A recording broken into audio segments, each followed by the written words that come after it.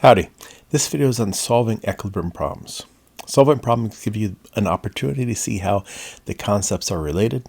For most of the exam questions, you'll have to apply your knowledge. It's not just about memorization. Solving problems is an effective way of learning about chemistry. After watching this video, you should be able to identify spectrate ions. You should be able to identify the net ionic equation given a reaction. You should be able to use the ICE table to solve equilibrium problems. Given the initial concentrations and the equilibrium constant, you should be able to calculate the concentrations at equilibrium. And given the concentrations at equilibrium, you should be able to calculate the equilibrium constant. And so what is the concentration of lead ions in a saturated solution of lead chloride if the KSP of lead chloride is 1.6 times 10 to the minus 5? Now please remember, the KSP is just an equilibrium constant. Solubility is the max amount of stuff that will dissolve in a given amount of liquid. And so we could start by asking ourselves, does a lot or relatively little of lead chloride dissolve? And if our KSP is 1.6 times 10 to the minus 5, we'd say just a little bit dissolves, relatively little. And so the minimum is close to the reactants. And so mostly the solid will stay intact and only a little bit will actually dissolve. When solid lead chloride is added to water, a small number of ions are released into solution. Those ions can reattach to the solid, while other ions can dissolve.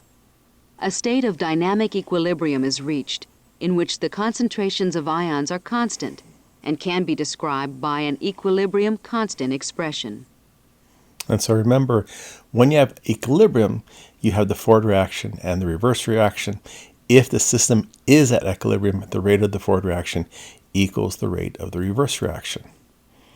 And so what are the concentrations? Well, we could start by writing down the equilibrium expression. Remember, it's products over reactants. Coefficients become exponents. Pure solids, pure liquids do not appear. And so we have the activity of lead ions times the activity of chloride ions squared divided by the activity of lead chloride solid. Now pure solids, pure liquids have activities of 1.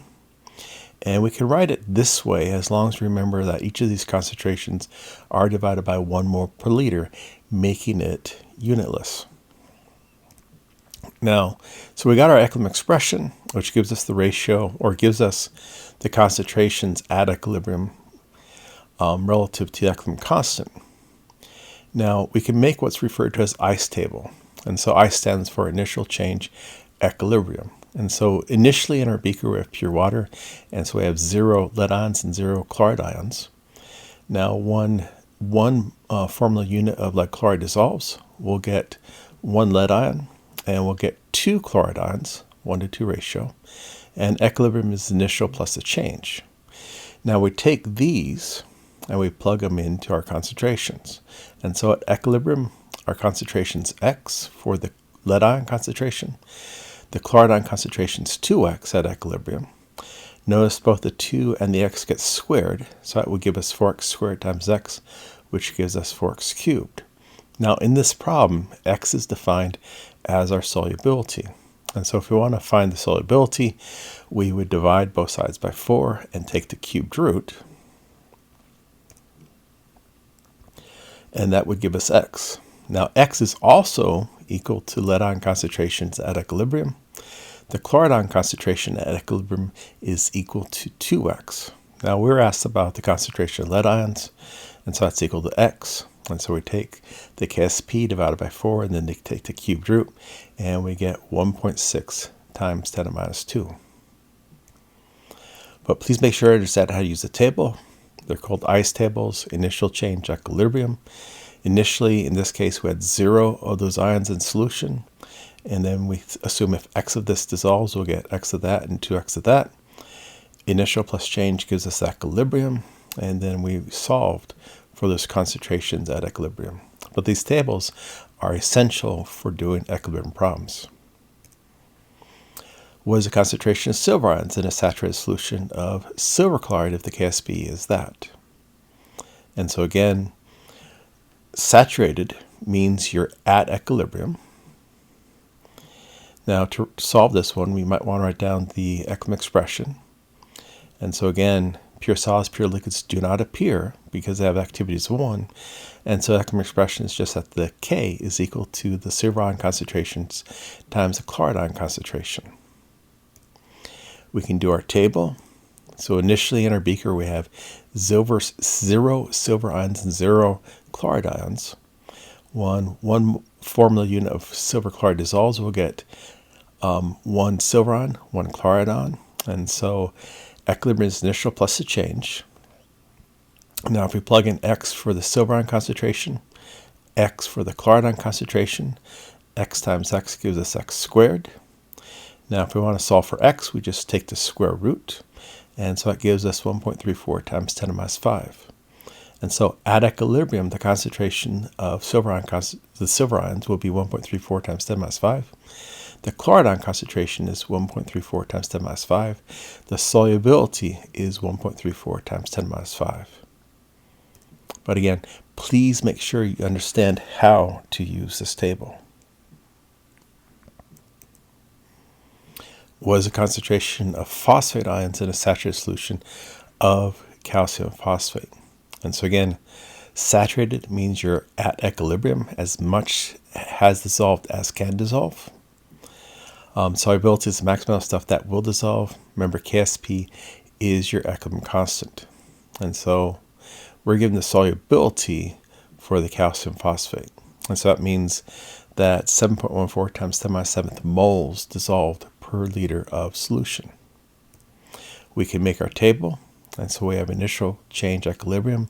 So initially we had 0. Now when 1 formula unit of calcium phosphate dissolves, we'll get 3 calcium ions, 2 phosphate ions. Initial plus change gives us equilibrium. And so if in a saturated solution, our solubility was 7.14 times 10 to the minus 7th. That is our X. And so the calcium concentration is equal to 3X, which gives us 2.14 times 10 to the minus 6.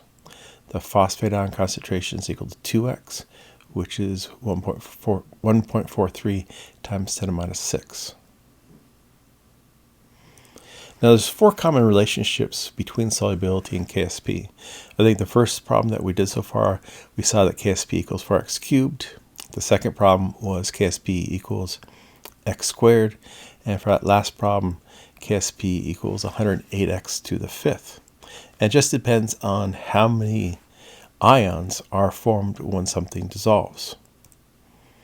For sodium chloride, when it dissolves, you form a sodium ion and chloride ion. If we write down the equilibrium expression, we got KSP equals sodium ion concentration times chloride ion concentration. Coefficients become exponents. We put an x in for both, and we see that KSP is equal to x squared. And so again, remember, KSP is your equilibrium constant. Solubility is the maximum amount of stuff that will dissolve in a given amount of liquid. You should also recognize your polyatomic ions. Remember, they're important because they stay together as a group. And so when barium carbonate dissolves, you'll get barium ions and the carbonate ions. When barium sulfate dissolves, you'll get barium ions and the sulfate, calcium and the carbonate ions, calcium and the sulfate ions. So we saw KSP can be equal to x squared. Here where we have a magnesium and 2 hydroxides. And so when x of this dissolves, we'll get x of that and 2x of that. If we write down our equilibrium expression, we have KSP equals magnesium ion concentration times hydroxide ion concentration squared. Remember, pure solids, pure liquids do not appear in equilibrium expressions. And so x goes for the magnesium ion concentration. 2x goes in for the hydroxide. Now both the 2 and the x get squared. And so 4x squared times x gives us 4x cubed. And so often you'll see KSP equals 4x cubed. And again, you got to keep track of your polyatomic ions. And so please make sure you memorize that list of polyatomic ions that I gave you previously. Here we got one aluminum and 3 hydroxides. And so for each time one of these formula units dissolves, we'll get 1 aluminum, 3 hydroxides. Again, if I write down the equilibrium expression, we have KSP equals aluminum concentration times hydroxide ion concentration cubed.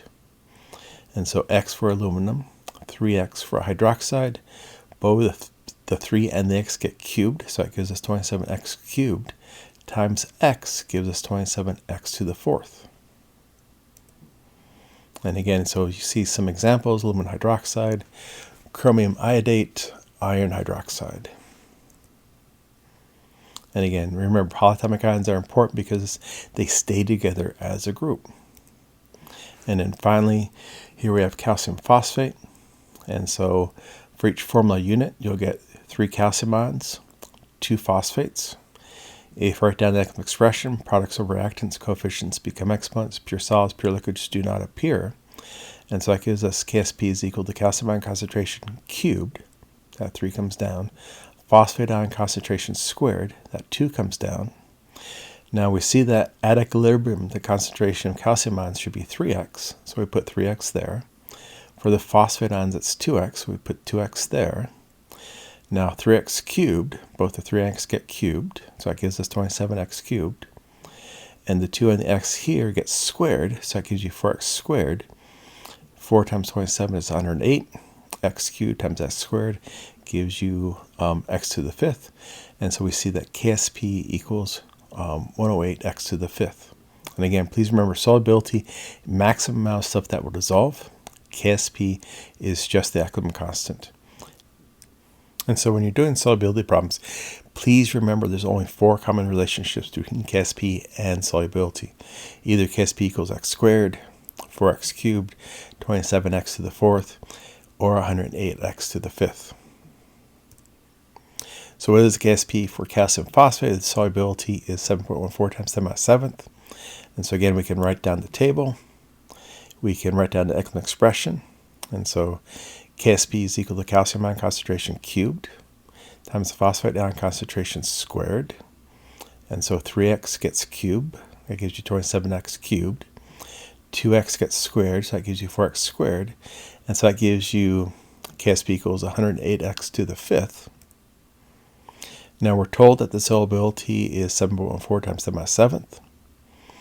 And so we plug in that for x. Remember, x, when we're doing the problem this way, is equal to our solubility. And so we do the math, and we get that KSP is equal to 2 times 10 to the -29th. What is the KSP of lead iodide if the solubility is 0.0013? So very similar. So you can treat it as an equilibrium problem. We can write down the reaction. And again, so we can write down the equilibrium expression. And so pure solids, pure liquids do not appear because they have activities of 1. So it's products over reactants. So we have this. Now we can plug in x for the lead concentration and 2x for the iodine concentration.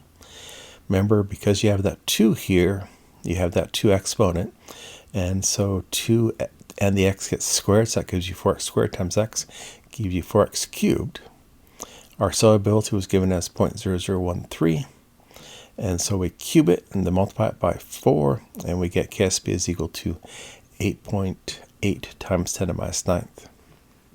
And so you got to be careful. The solubility is actually dependent on the KSP and the relationship between KSP and solubility. So which has the higher solubility, lead iodide or nickel carbonate? Now, if you look at the KSP, you might think it's the nickel carbonate. But again, solubility depends on both the KSP as well as the relationship between KSP and solubility. And so for lead iodide, KSP equals 4x cubed. For the nickel carbonate, KSP equals x squared. And so x is equal to KSP divided by 4 cubed root. And that gives us 1.3 times 10 to the -3rd. For the nickel carbonate, x is equal to the square root of KSP, which gives us 3.77 times 10 to the -4th. And so even though the lead iodide has a smaller KSP, it is more soluble because the relationship between KSP and solubility greatly affects the solubility. A saturated solution of which of the following has the highest concentration of chloride ions? And so Again, the KSP is just one part of it. It also depends on the relationship between KSP and solubility. And also notice that for each formula unit that dissolves, you'll get 2 chloride ions here. And so the relationship between KSP and solubility here is KSP equals 4x cubed. Remember, there's only 4 different relationships common. Down here, KSP equals x squared. And so for the lead chloride, x equals KSP divided by 4 cubed root. And so I get 1.6 times 10 to the minus 2. For the copper chloride, you have KSP equals x squared, so x equals square root of KSP, and I get 1.72 times 10 to the minus 7th. Oh, sorry, I get 4.15 times 10 to the minus 4th. And so the lead chloride is more soluble. Now, the chloride ion concentration for lead chloride is times 2 of the solubility, and so that gives us 3.2 times 10 to the minus 2 for the chloride ion concentration for a saturated solution of lead chloride. For the copper chloride, you just have 1 chloride ion per formula unit, and so the chloride ion concentration at equilibrium is just equal to x, so that's 4.15 times 10 to the minus 4th. And so we see that the chloride ion concentration in the lead chloride, saturated solution of lead chloride, is higher than for copper chloride. It's also kind of interesting, we can look at the solubility as a function of temperature. And so it's asking us in the following reaction, exothermic or endothermic. And so this is the solubility of potassium nitrate. And so that's this line here. And so notice that as you increase the temperature, the potassium nitrate is becoming more soluble. And so if you remember, for endothermic processes, higher temperature means the economic constant increases. And so that tells us that this reaction, the solubility of potassium nitrate, should be endothermic. So again, for endothermic processes, higher temperature means larger K. For exothermic processes, higher temperature means lower K. And then finally, if we're looking at this type of reaction, sometimes we want to simplify it. And so if we have soluble ionic compounds, so lead nitrate aqueous means that it's in presence of ions. All right, so if you see something that looks like an ionic solid, but it's written as aqueous, that means it's present as ions. And so we write down lead nitrate aqueous. What we actually mean are lead ions and nitrate ions. Same with potassium iodide. So that's going to be potassium ions and iodide ions. And here we have potassium nitrate, and so it's present as potassium ions and nitrate ions. Now the lead iodide solid is just the lead iodide solid. And so we got these equal to that. Now if we plug in these into our reaction, so again, the lead nitrate is present as lead ions and nitrate ions. If ever you see something that looks like ionic solid but it's aqueous, that means it's present as ions. Potassium iodide, potassium ions and iodide ions. Lead iodide solid, we cannot change. And then potassium nitrate, potassium ions, and nitrate ions. Now notice that we got some things that are common on both sides. So we got 2 nitrate, 2 nitrate, 2 potassium, 2 potassium. And so we refer to those as spectator ions because they're there at the beginning and they're there at the end, and so they just watched. Now, if we get rid of the spectator ions, we got lead ions plus iodide ions going to lead iodide solid.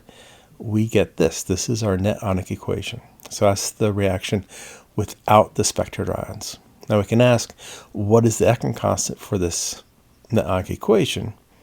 And so notice that we got a solid as a product, ions as reactant. Now the KSP corresponds to going from ionic solid to aqueous ions. Here we have the opposite, so this would be 1 over the KSP of lead iodide. Now one thing to notice is that the economic constant for the net ionic equation is exactly the same as the economic constant for the reaction that you started with. So sometimes you could be asked, what's the Ekman constant for something like this, for this reaction here? And so the way of figuring it out is figure out what is the net ionic equation, and then often you can recognize what the Ekman constant would be for the net ionic equation. Now often, if you add two solutions, you can actually form a solid. In the reaction of the solutions of lead nitrate and potassium iodide, two compounds are produced.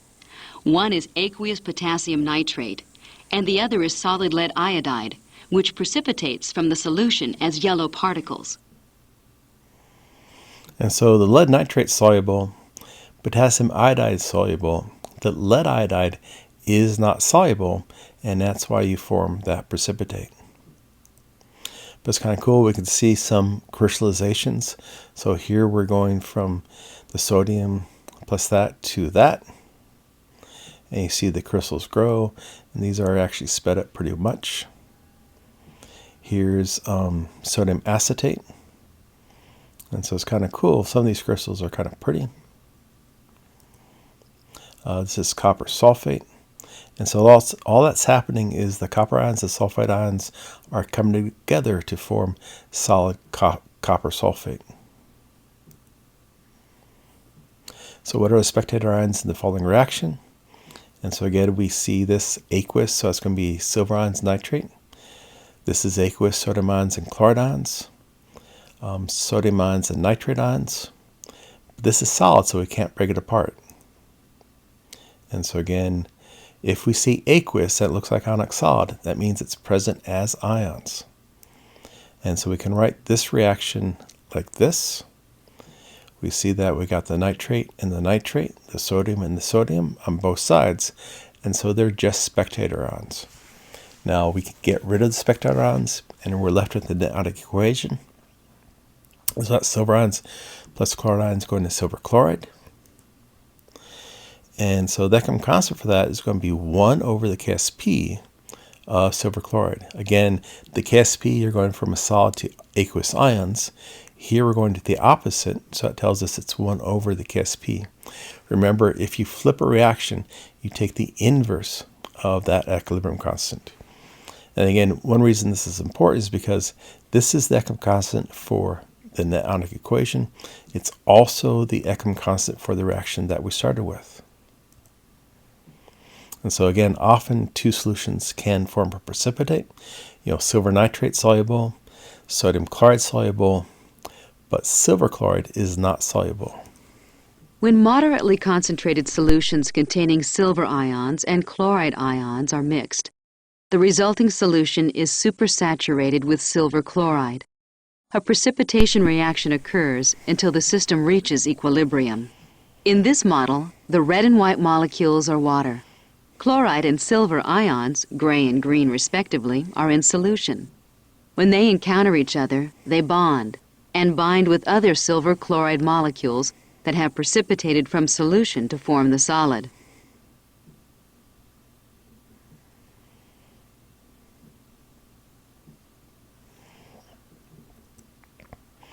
And so if the silver ion concentration times chloride ion concentration is less than the Ksp, then there is no precipitate, and so no solid, and we refer to that solution as unsaturated. If you have a precipitate, it means the silver ion concentration times chloride concentration is equal to the Ksp. If the silver ion concentration times chloride ion concentration is greater than Ksp, it means that you're in form of precipitate until the silver ion concentration times chloride ion concentration equals the Ksp. So again, we can look at what are the spectator ions. And so again, looks like ionic solid, but it's aqueous, so it's present as ions. And so we can rewrite this reaction like this. We see we have potassium ions on both sides, nitrate ions on both sides, so those are spectator ions. If we get rid of the spectator ions, we get a net ionic equation. And then the Ekman constant for that net ionic equation is going to be 1 over the Ksp for lead chloride. Again, for KSPs, it would be ionic solid to aqueous ions. We have the opposite of that. And so if you switch a reaction, you take the inverse. And so again, if the initial concentration of lead ions times initial concentration of chloride ions squared is greater than KSP, then we will form a precipitate. In the test tube is a solution containing lead ions. To this we add a solution containing chloride ions, and lead chloride precipitates. Solid lead chloride is in equilibrium with lead ions and chloride ions in solution. At this point, we add more chloride ions in the form of a sodium chloride solution, which disturbs the equilibrium. More lead chloride precipitates, which removes still more lead ions from solution. And so the way of thinking about this is we started with, say, lead nitrate. And so we have lead ions in solution. And then we added some potassium chloride. And so this is our initial concentration of lead ions. And then we added some potassium chloride. And the lead and the chloride will form the lead chloride solid.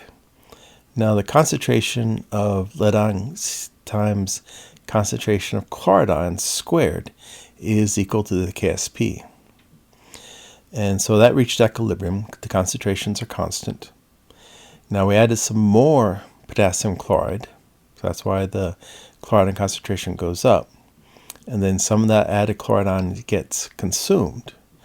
Now if we take the lead ion concentration times the chloride ion concentration squared, again we get exactly the same KSP. So we're at equilibrium here, and we're at equilibrium here. And that means in both those places, the lead ion concentration times the chloride ion concentration squared is equal to the KSP. Now this is kind of cool. We can actually use precipitations to separate out metal ions. And so say we had a solution that had silver ions, lead ions, and copper ions. And then the idea is, okay, how much chloride ion do we have to add to the solution to start to precipitate these things out? And so to precipitate out the silver chloride, the KSP for silver chloride is 1.8 times 10 minus 10. And so as soon as the chloride ion concentration equals this, we're going to start precipitating out the silver chloride. For the lead chloride, once the chloride ion concentration is equal to this, we're going to start precipitating out the lead chloride. In the test tube is an aqueous solution containing ions of silver, lead, and copper. When we add chloride ions, a precipitation occurs, producing solid silver chloride and solid lead chloride. The copper ions remain in solution, indicated by the blue color of the liquid, which is decanted. We add distilled water to the test tube and heat it. Lead chloride is soluble in hot water and returns to solution. We again decant the solution in the test tube, leaving solid silver chloride. To demonstrate that the decanted solution contains lead ions, we can add chromate ions, which cause the precipitation of lead chromate. The characteristic yellow color of the precipitate confirms the presence of lead. We have separated the three ions in the original solution from each other. So it's kind of cool. We started with a solution that contains silver ions, lead ions, and copper ions. Now, the silver chloride is the least soluble, and so if you add some chloride ions, that starts to precipitate out, and so that was removed. The lead chloride is soluble in hot water, and so that was decanted off, and that left you with the copper chloride. And then just to prove that you had lead in this solution, they added the chromate, and then that gave you that gold color. And so I hope you can identify spectral ions, you can identify the ionic equation, you can determine the equilibrium constant for reactions using the ionic equation. You should be able to use ice tables to solve equilibrium problems. Given initial concentration and the equilibrium constant, you should be able to calculate the concentrations at equilibrium. And given the concentrations at equilibrium, you should be able to calculate the equilibrium constant.